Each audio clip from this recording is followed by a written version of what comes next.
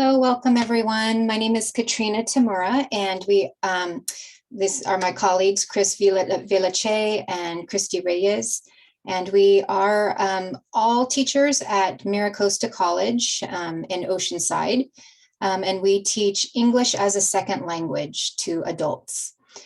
And our students, as all students, need help with onboarding. And this is something that we've been researching and trying to figure out the best ways to do to help students enter our classrooms and welcome them and engage them so that they want to stick around. So we're going to share some information with you that we have found and some practices that we feel are very helpful.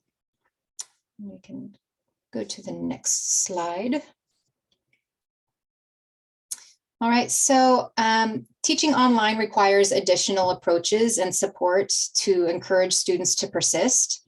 And the interactions of the first few weeks are really crucial for students for investment in the course. And today we're going to share ways to begin outreach to students before a new course begins. And we'll also provide suggestions and ways to support students and encourage engagement and build relationships.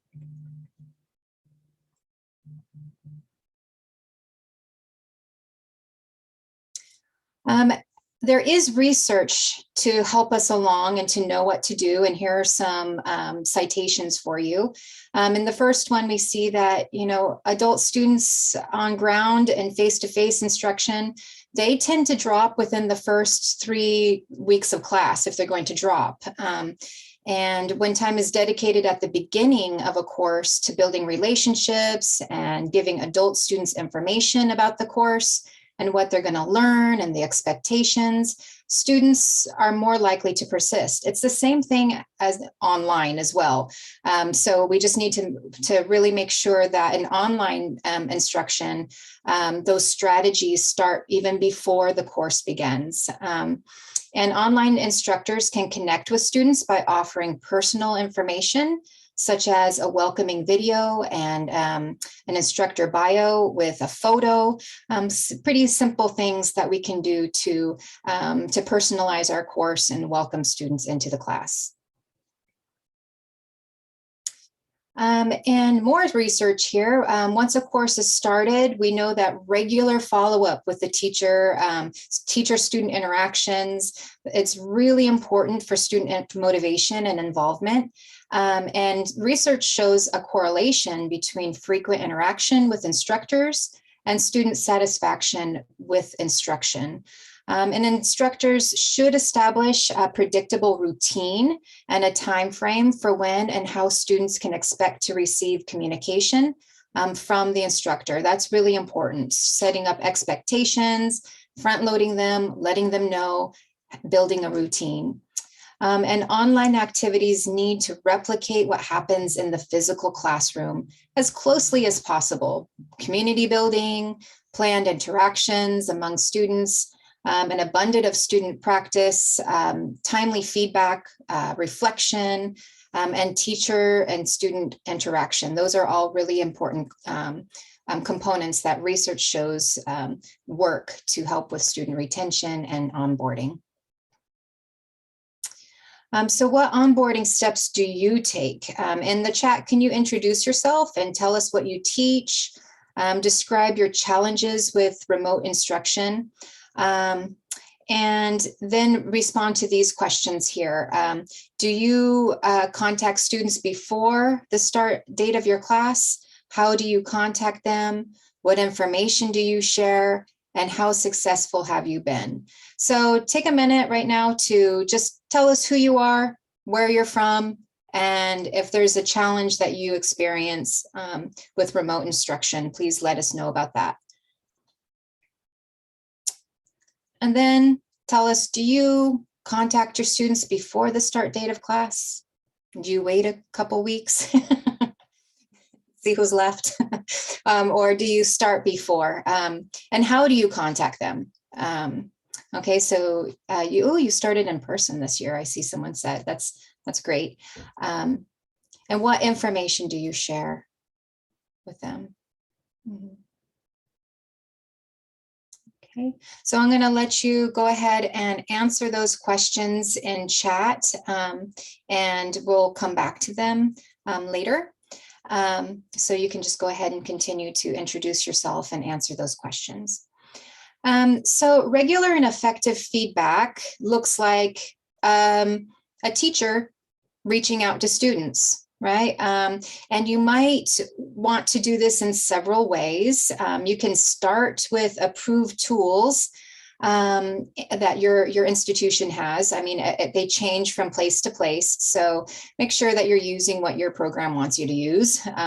But some examples of these tools for reaching out are social networking media like Facebook and Instagram, texting like the Remind app, Google Voice, and WhatsApp. These kinds of tools are really helpful if you find out what students are using and what they are using at the start of the class. Maybe that will act as a gateway, so you can get them to start using like your LMS or whatever tool that you would prefer them to use. But try to find out what they're using. If it's approved, then use that, because it does, research shows that 36% fewer students dropped when something like this, some sort of social networking or device that's outside of an LMS was used. And it increased attendance by 7%. So that's worth looking into and worth trying. Of course, we don't want to encourage anybody to use something you're not supposed to, but if you are allowed to, give it a try. And another thing that we want to suggest is to make a game plan before your class begins. Before the course starts, teachers should make a plan and consider when will your contact happen, how often will it take place, and how will it occur. And @ONE has a great professional development series.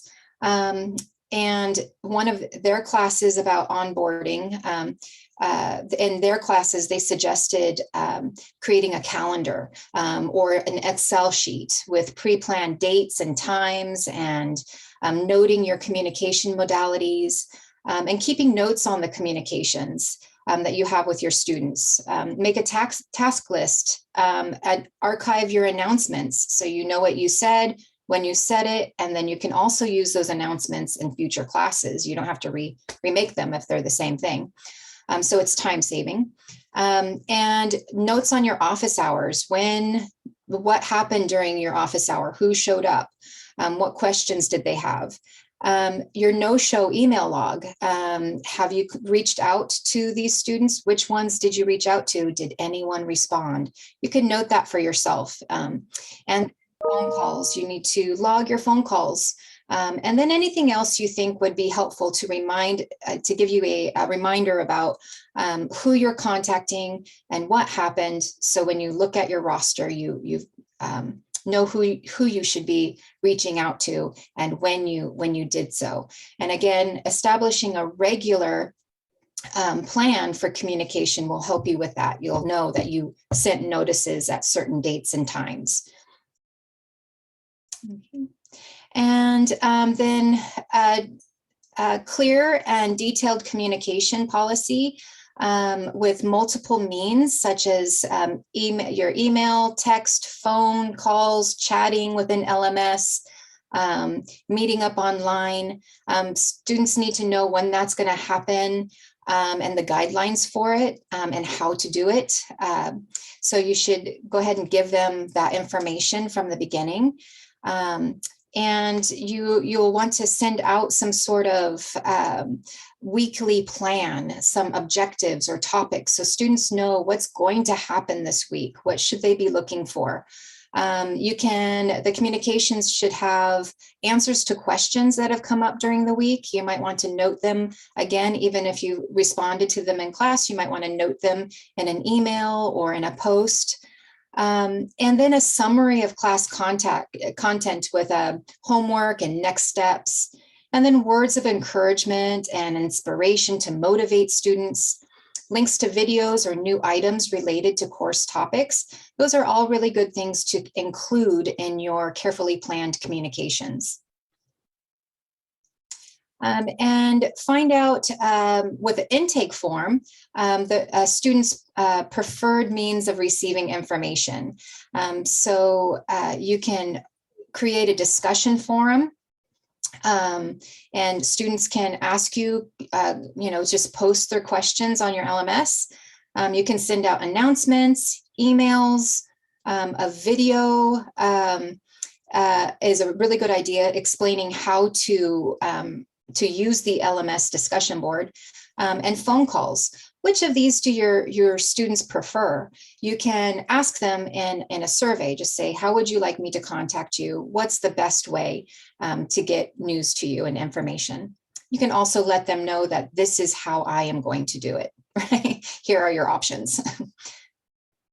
All right, and a welcome letter is really important because you're going to have to get all of this information out to students. So if you craft a nice welcome letter that includes your instructor contact information, a link to your welcome video, your intake survey, your dates and times for asynchronous and synchronous meetings, your LMS and Zoom links, links to support services, final steps information, like your details for week 1, what should you do to start this course and what should you do to end this course. And then link or attach your syllabus in some way to your welcome letter, and add some sort of a personal touch. It can be as simple as a Bitmoji like mine there, or it can be a picture of yourself. It can be a quote, something that tells students something about yourself and invites them in. So that's the welcome letter. And this is an example of a welcome video. And the welcome video is not necessarily a list of all of the instructions you want to give them and what they have to do the first week, but it's just something to tell them about you. Since you don't get to meet them in person, you're not with them, you might want to send something that tells a little something about yourself. This is something I made just using Adobe Spark Video and some pictures I had, and it's very easy to do. And it's something that will personalize the course and welcome students in a bit. So this is my example. Your teacher this fall.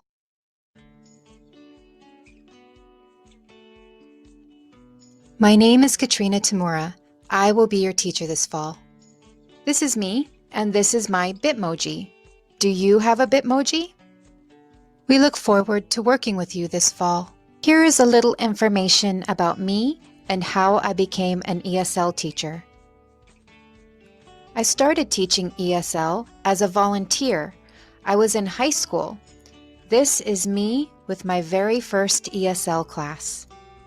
After high school, I went to Querétaro, Mexico, and studied Spanish and communications at the university.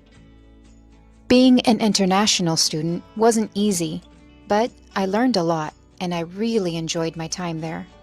After college, I decided I wanted to be an ESL teacher. So I went to Shandong, China, and taught at Yantai University for 1 year. I lived in a small apartment in the Foreigners Hotel on campus. I worked with juniors, seniors, and freshmen. I also got to travel a lot, and I learned a lot about China. I got the opportunity to work with Chinese colleagues, other teachers, and we exchanged ideas and came up with new ways to teach. Even though these may seem like distant memories in my photo book, they're not. They're really very important experiences that shaped how I teach and how I learn. Although we're not going to be meeting face-to-face or in person, I want you to know that I'm here for you, and I will be in Zoom, I will be in Canvas, and I'm going to be here for you this term. So please reach out when you need me, because I really enjoy working with students and I look forward to working with you.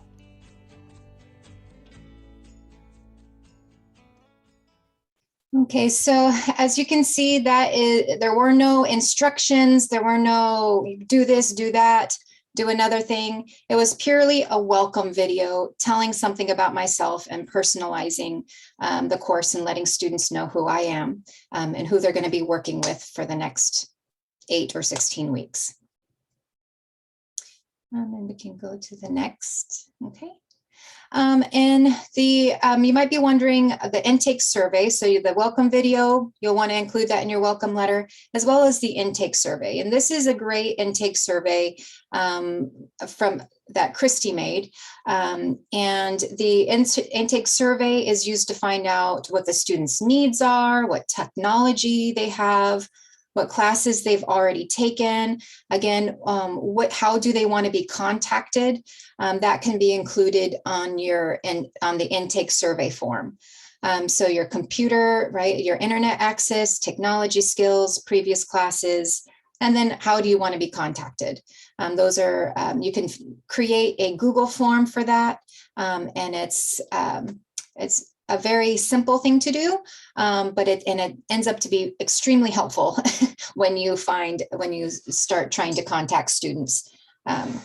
And so support services are always really important to list in your welcome letter.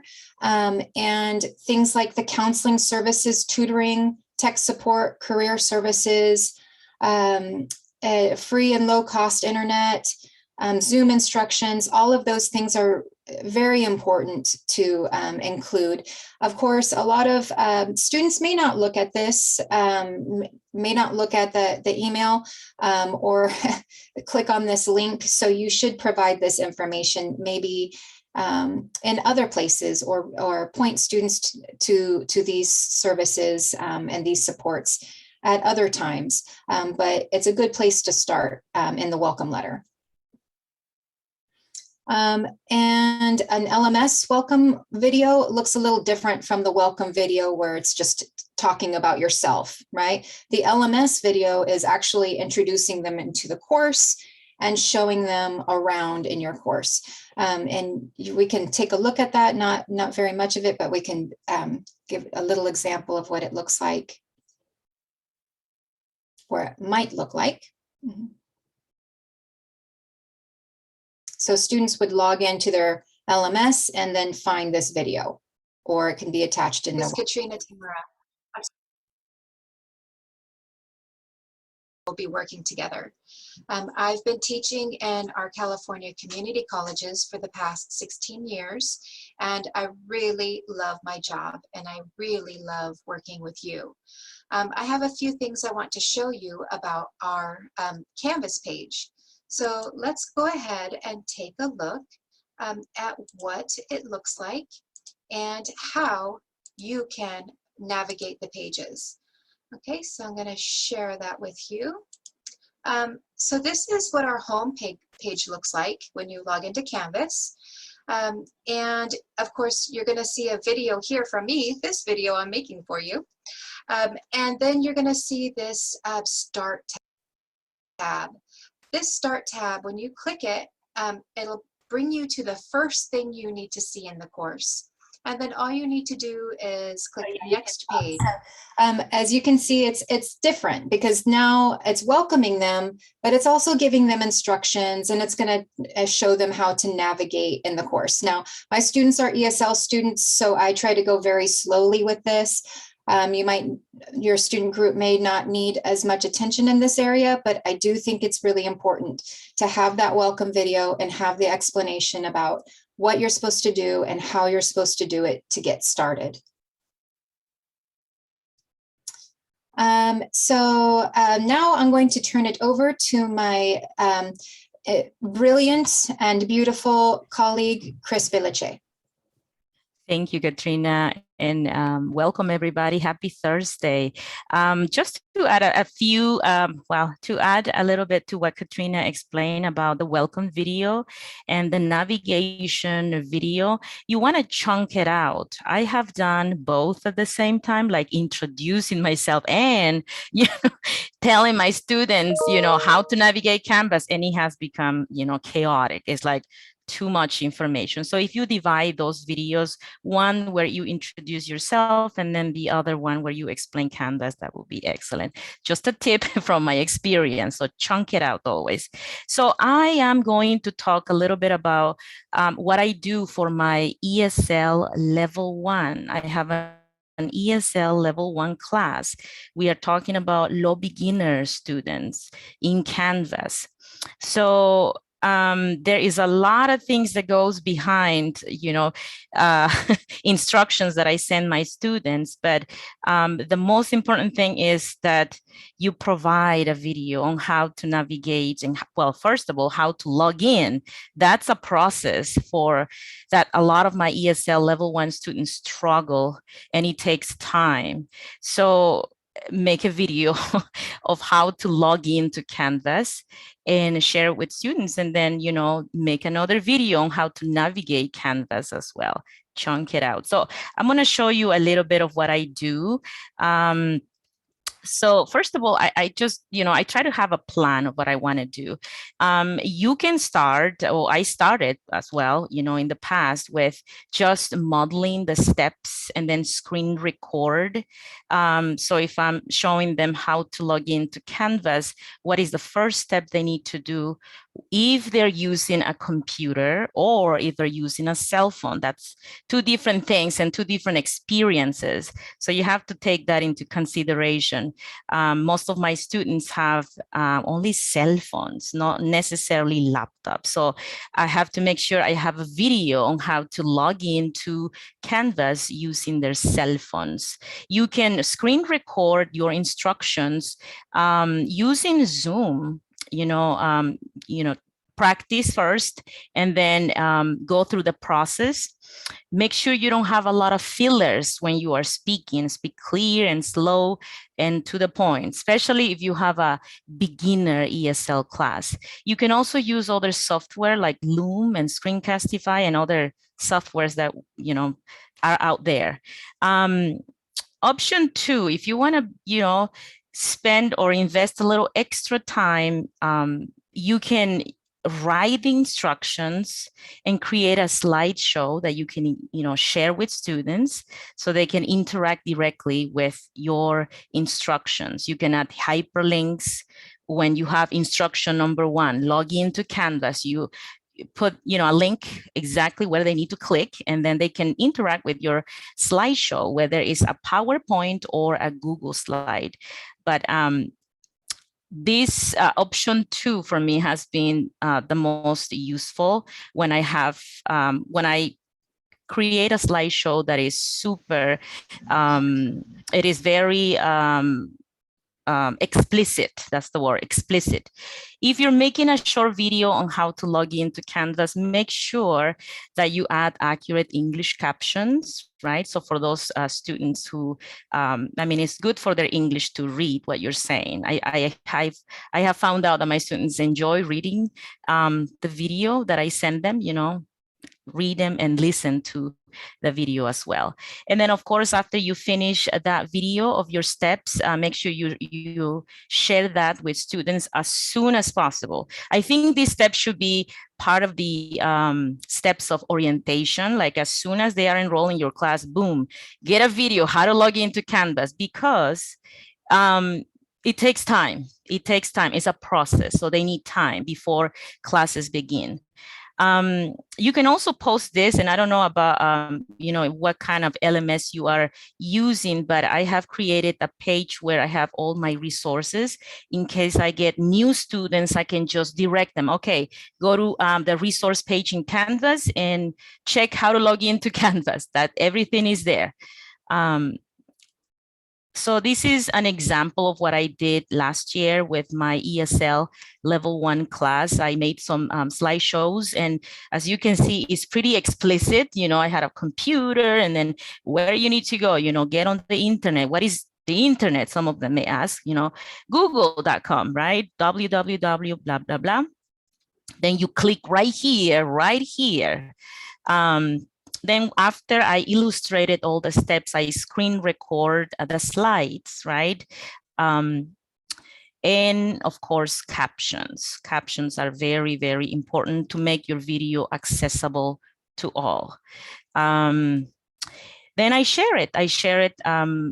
You know, as soon as students are enrolled, a week at least before class begins. This is then my onboarding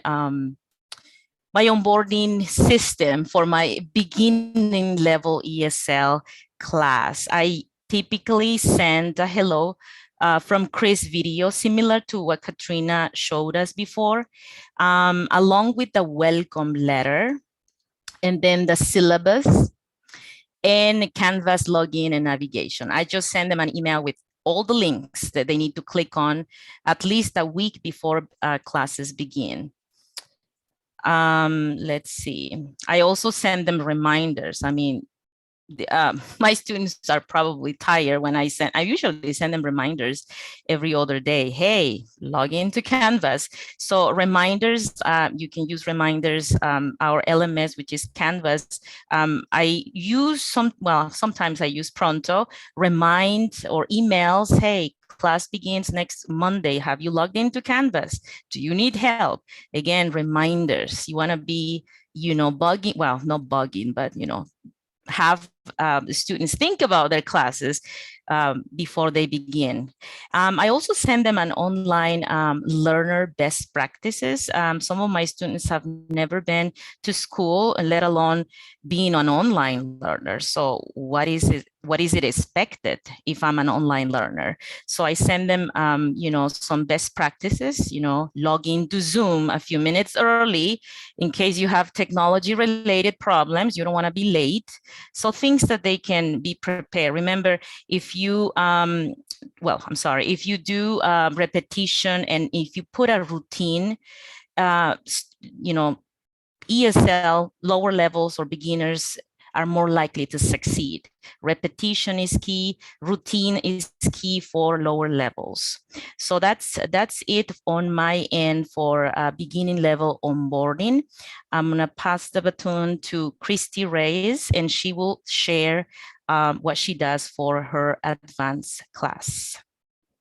I think we'd all love to see one of those videos. So maybe if we had time, we can go back and see that at the end.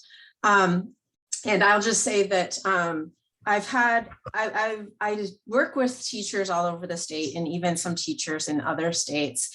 And I've heard again and again, teachers say, well, you know, no, the beginning ESL students, they can't study online. They can't do it.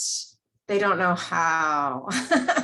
But it's work for us, actually, teachers. They can do it. We can't make the excuse for them that they don't have the English to do it, because a lot of them do have the technology skills and they are ready to do it. Some of them don't, granted, but I feel like if we don't teach them the technology, I don't think there is anyone out there who is going to do it. And they're already at a disadvantage by having low-level literacy. Are we putting them at a second disadvantage, putting up another barrier and keeping them behind by not helping them gain digital literacy? I don't think we want to do that. So if our skills are not up to speed, all of us in this presentation, I'm sure all of you, you're here because you see that this is an important thing. Online learning is the wave of the future. Carolyn Zachary said, we're not going back. We've seen the convenience of offering more distance learning and more hybrid options for our learners. We're not going back. So we need to get comfortable with it, and it should start even with our lowest level. students, starting very small. Even if we're just face-to-face with them, we can start to demonstrate for them how they can at least use their email, at least. So anyway, that's my little preaching from the soapbox. One second, Christy. Christy, can I just add to that? I didn't share this, but let me share experience from doing all of this, because this is a lot of work. But once you have all of this onboarding content, you can recycle. And you don't have to. Well, you can start little, like Christy said. I had a student from Venezuela. She's 82 years old, and she spends, well, at the beginning was like a different language for her. It was like chaotic. I had to talk to the family members, and we couldn't get her on Canvas until maybe a few weeks later. And then she's been taking classes for a couple semesters with me because she's pretty low, but she was able to do homework recently in Canvas, 81-year-old by herself. Oh my goodness, like, my gosh, all the work is paying off. But it is possible. Christy, you are right. There is evidence. So yeah, go ahead, Christy. I'm sorry. I need to share that. Yes, we will. Thank you, Ellen, for that question. We're going to share the link in just a moment. So I've been teaching hybrid to our program's highest level English language learners, the ones who are getting ready to transition into an adult high school program, or they're getting better English for their jobs or even the professions. I have many professionals in my class, as many of you probably have, or they're looking to transition into our college career, or even transfer level courses to go on to a university program eventually. So I've been doing this since 2015, where before that I was even using Blackboard when our college had that. And then we transitioned, like the majority, I think almost probably all the community colleges now are using Canvas. Around 2015, we transitioned. And so I was using blended learning. And so you can do that. If your program is not using hybrid or online learning or distance learning, you should still start to get students used to using an LMS, because their kids are using Google Classroom, Schoology, maybe even Canvas. And so that will give them, I see immigrant students, the roles are often switched where they're depending on their kids so much, and they're so out of the loop with what their kids are doing that, can you imagine if you just don't even know what's going on with your kids? But if they can help their kids, we have spent hours helping my middle school age son with his homework. And if I were not speaking English and I didn't know the technology, I would not be able to help him at all. But I can help him because I have at least the technology. The math part I don't have.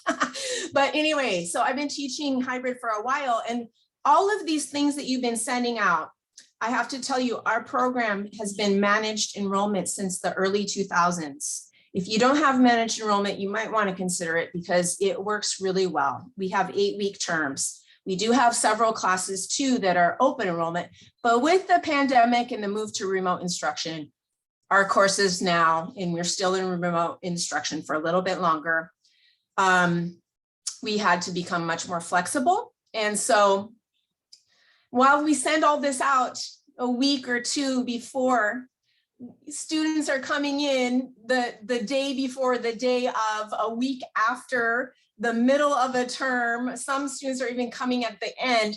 So it's good to compile this all maybe in one module somewhere in your LMS. And as Chris said, then you have it there and you can just copy it over into your new course and update it. And so things like a liquid syllabus, which a liquid syllabus, I'm sure a lot of you are familiar with that, is not the paper form, but clickable, like a Google site. I've been using some more, which is like a newsletter. And that's something you can send out before the class begins in the event that students don't yet know how to enter the LMS, which is true for a lot of our students. They're struggling at first, but they can still get the preview to the course in advance. I like to use Padlet a lot. Are you all familiar with Padlet? Can you type yes or no in the chat? Do you use Padlet? Yeah. So Padlet has this map wall, and I like to create a map and send it out to my students, and they don't have to create an account or anything. And it's really great if you're teaching ESL, if you're teaching immigrant students, they can just tap or click on where they're from. And so not only am I finding out where they're from, they're kind of connecting with each other, and they can see, oh my gosh, you're kidding me, there's someone from my hometown in the class. So that's a way you can even have them start to connect with each other, and they can put a photo or a video. And then it's just so important once your class is started to have in your LMS your presence. Early in the beginning of online instruction, and I think even today, there seems to be this idea is, oh, we'll build the LMS, we'll let them know, and we'll just sit back and wait for them to come. You'll build it and they'll come. That it does not work that way. Online instruction requires even more hand holding, like ×2, and it can be so isolating.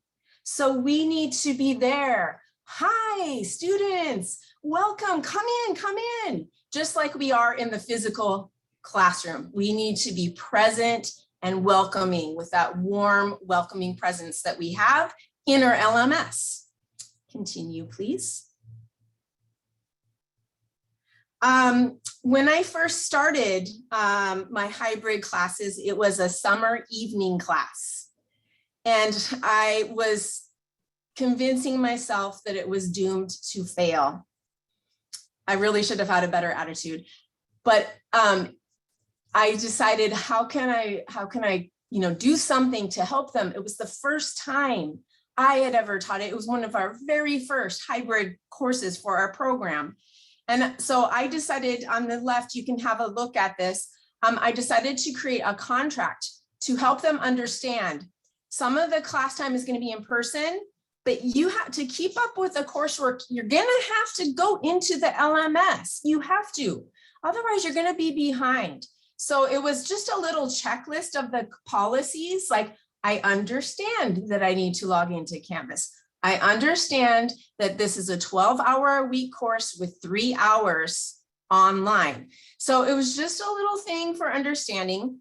And then another thing that you should really include in your syllabus and stress, not just in your first, class meeting, if you're doing synchronous, and have it repeated throughout your course, is the understanding of what netiquette is. Our ESL students will not know that word usually, but when you kind of give some examples, they can come up with the examples with you as well. Maybe even have them formulate the rules for proper and polite communication online. I usually formulate my own, but there they are, and I have them right there really early on in the syllabus so that everybody's clear. If you are including, and I think traditionally online instruction, especially at the community college level where they're credit, non-credit, online usually meant asynchronous. You just go into the LMS and you do the work. But we've seen that our students can do Zoom, Google Meet, whatever, and there's real value in that, especially for language instruction. My students love it. They show up for Zoom all of the time. So the students have been able to keep up with the class despite all of their different things going on in their lives, lack of childcare, work schedules that may change. If we record the classes and post them in the LMS, they will persist. They'll watch those recordings and keep up. It's really important to have one link for all your class meetings, so that I even have one link for all of my courses. I'm teaching 3 courses so I don't get confused. So I think that's a really great thing that we can think about going forward. So Katrina mentioned, the teacher-student connection, but we also really, really need to have in our LMS, just like you would see if you were walking in your school and you passed an ESL classroom, how you would see students in small groups talking. somehow, whatever you can do, you need to replicate that in the LMS. So that can be structured discussions that you set up, but you can also have an a discussion post that's kind of open, a discussion board where they can go there and they can post questions about where's the best place to find Mexican food around here. I need pet care this weekend. Does anybody have a reference for me for pet care? I'm going to go travel this weekend. So unstructured too.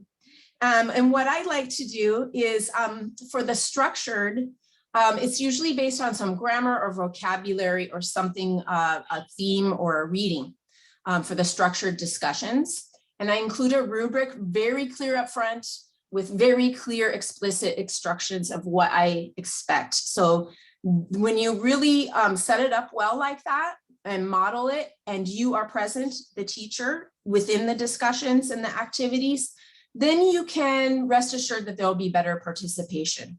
And we need to remember to offer a variety of modalities for presenting our information to students, not just text-based. So that means teachers, get ready, learn how to make video. It's easy to record yourself in Zoom, but also give different ways for students to express themselves. A lot of LMSs in the discussion forum allow students to record their voices or even create video. Flipgrid is a great tool for video. And then some teachers say, well, a discussion board for level 1? Well, yes, you could do a discussion board for level 1.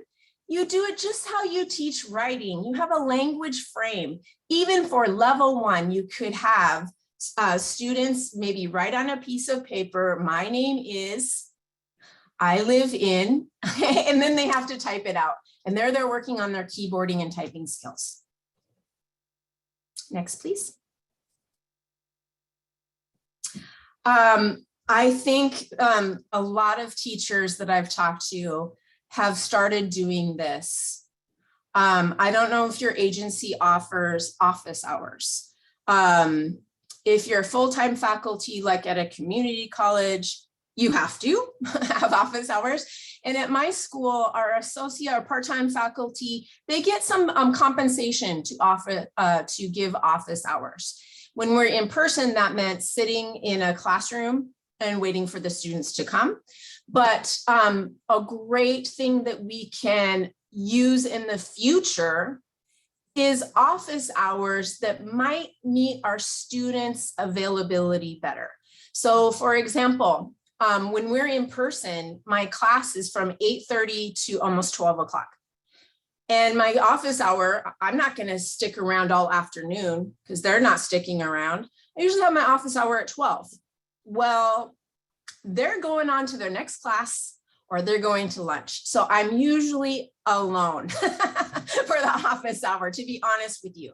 So instead, maybe it would be a really good use of the technology that we have learned to use over the last almost 20 months, hasn't it been by now? We can use Zoom, we can use Google Meet, we can use all of these different tools to offer office hours at different times. Maybe if you teach in the morning, maybe an office hour that students would actually come to might be later in the day. So think about that. And how I've done that is, because I still don't like to sit around in Zoom, is that I ask students to make an appointment. And Doodle, you're probably familiar with Doodle. You sometimes get a Doodle invite to find out who all can meet at a certain time. But Doodle, if you make an account, you can create a bookable calendar. So you put in your availability, you send the link to students, they can open it and click, and then you will get an email saying, Rosemary would like to meet you at this time. And then you can just send the Zoom link and it goes straight to your calendar and there you are. Calendly is another one that I've heard a lot of teachers use, but we need to do this. If you've ever done this, when students stop coming in person or they stop being present in my online course, I text them, I email them, and sometimes I don't get a response. Telephone calls do get a response, old-fashioned telephone calls. Now, our students tend to text more. The research shows that 90% or more, the last time OTAN did a text survey of select adult agencies, adult serving WIOA agencies, it was 90% of the students surveyed have cell phones. I'm sure it's more now. I'm sure it's more. So texting for sure, but they may not answer. But if you call them, it works miraculously. It works so well. So I really encourage you, because it's our job security that's on the line. And when students get a phone call from the teacher, they'll be there the next day. I guarantee it. They will be there. They know that you care, and they know that you noticed that they were not there. So to finish up, onboarding has become so important during this pandemic. You know it has, right? Because if we're still offering remote instruction, our students don't know by osmosis how to get into Zoom, how to log into an LMS. So I think you can see it's become very important to do. But what I'm saying is we should continue it, even when we go back to in-person instruction. Even if you never teach online, you should be sending out things to your students about your course before the class begins. It humanizes you. It is a practice that will get students excited about the class. It will help them persist. So that's my message going away. So that's our presentation. Go ahead. I will share the link in the chat. And if you have anything you would like to share, please go ahead. I think we have like 2 minutes or so. So you see the evaluation there, as well as the link to these slides. Is there something new that you would like to try? I think it would be a really great idea. I think someone from an agency in Oakland mentioned having a systematic onboarding process. If you could get together with your fellow teachers and come up with that, if students were receiving something that looked the same or some similar pieces of information from every teacher, that would be really wonderful. So a systematic process for onboarding is a great idea. Highly recommend that. Christy, we do actually still have 12 minutes according to my clock. So okay. Well, it's up to you guys. We can open it for Q&A. Yeah. So if you'd like to unmute yourself and ask a question, or let us know if there's something that sparked an idea in your mind of something you would like to try. And then if not, I'd like to go back, and maybe Chris could show a couple of minutes of one of her videos that she created. And I just have to say that, yes, our email is at the beginning of the slideshow. So I put the slides in the chat. And if you go to the beginning, our emails are at the beginning. And I just have to say that, you know, Chris took this risk. She did so much work creating all of these videos and slideshows for students. We first said, oh, can you try just for the languages that are the top 3 languages spoken by students in our program, which are of course Spanish, because we're about 50 miles from the border in San Diego County, North San Diego County. Our second most common spoken language by our students in our program is Farsi, actually Chinese, and then Farsi. But she went through and made these ways to translate the videos into the languages of spoken by all of our students. So there was no way they couldn't figure it out. There was just no way they couldn't figure out. So the first time she decided, okay, pretty much our college said, you have to have Canvas open to your students for remote instruction. Whether you use it a lot or not, you have to have it open and at least have your syllabus posted in there. So she decided to start using it.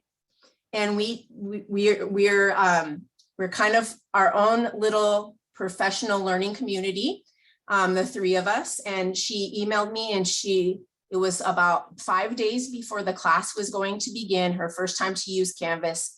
And you can see when students have logged in. And she said, oh my God, some students have logged into Canvas. They've already been in there an hour. And she was so excited. So you can do it. You can do it with even beginning level students. So this is the video that I created in collaboration with other instructors. They helped me with the some of the just to make sure the translation was accurate. We were asking everybody, you know, checking out if the translation was accurate.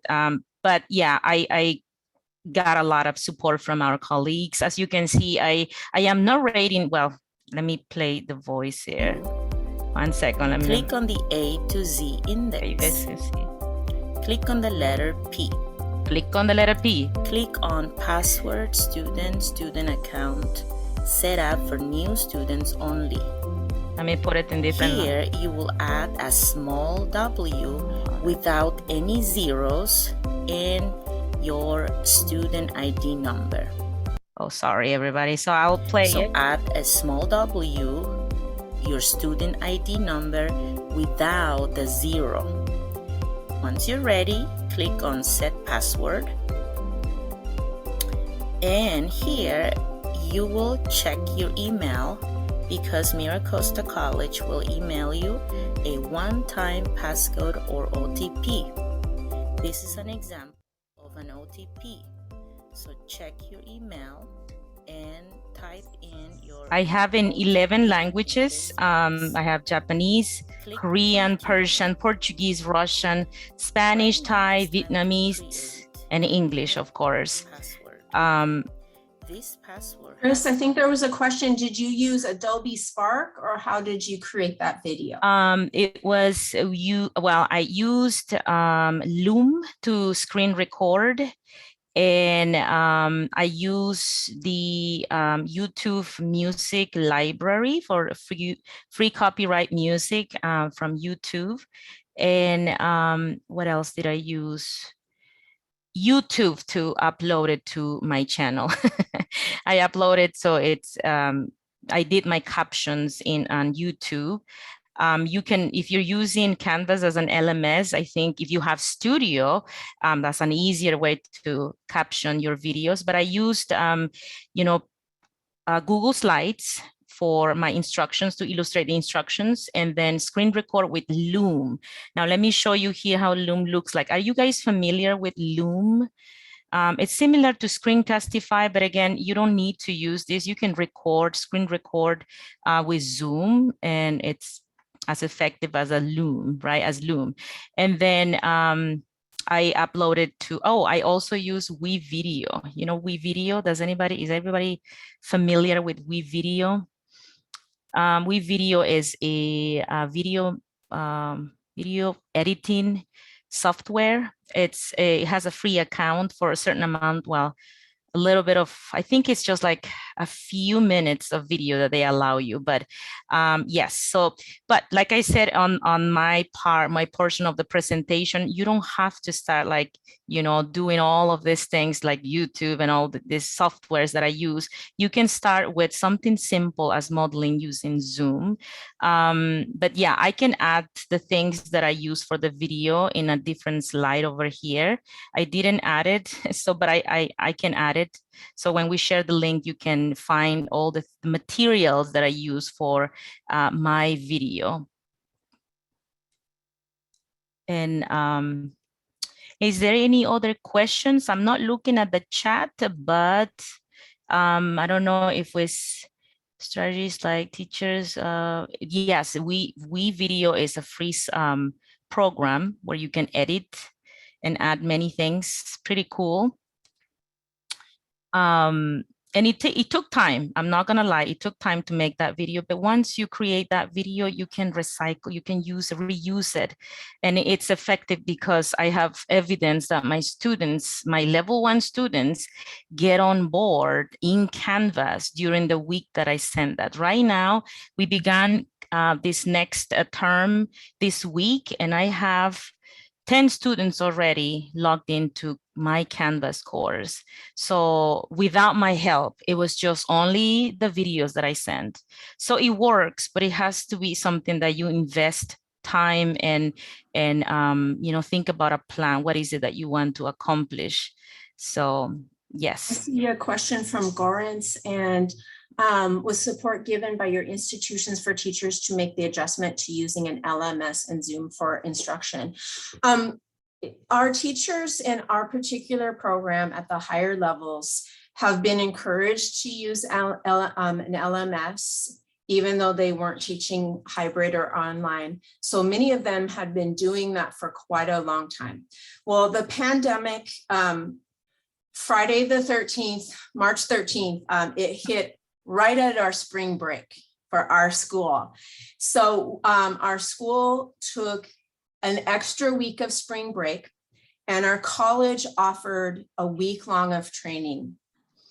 But so much of what they offered did not really apply to us because, well, you know, it's just so different what we do. You know what we do in adult ed. It's not quite the same. And plus our students don't even, you know, the students that take credit classes, they register themselves. That's not really how it works for us. Our students don't do that. And so there were so many pieces missing. So we were encouraged by our dean to create, there were a couple of us, I was one of them. We created a program, and I'm going to be talking about it in the next session here coming up in Cape. And we stretched it out over a year to not just talk about how to use Canvas, that was part of it, but in Canvas, teachers were also learning about how to deliver high quality online instruction. So Katrina was a graduate, and Chris already knows all this, but she is currently participating.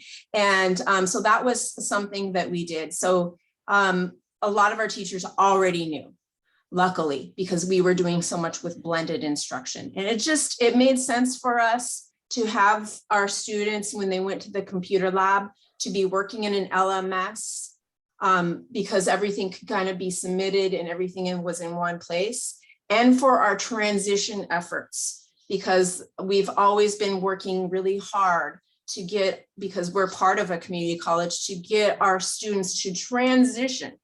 So thank you. Yes, I think our time is up. Thanks so much for joining us. The evaluation is in the link or in the chat. And if you scroll up, you can also see the link to these slides. Thanks, everybody. Have a great rest of your Cape Summit and a great rest of your fall semester. Bye. Yes, and thank you, Christy, Chris, and team. This is a great session. Lots of attendance, lots of interest, a lot of thank yous, and great jobs in the chat. Our dean is here. Hi, John. So I have to say, I am going to be honest and tell you that for a session this late in the afternoon on the last day, getting the group that you got and the interactive reaction says a lot about your program, about your presentation, and how inspiring it is. So take pride in that.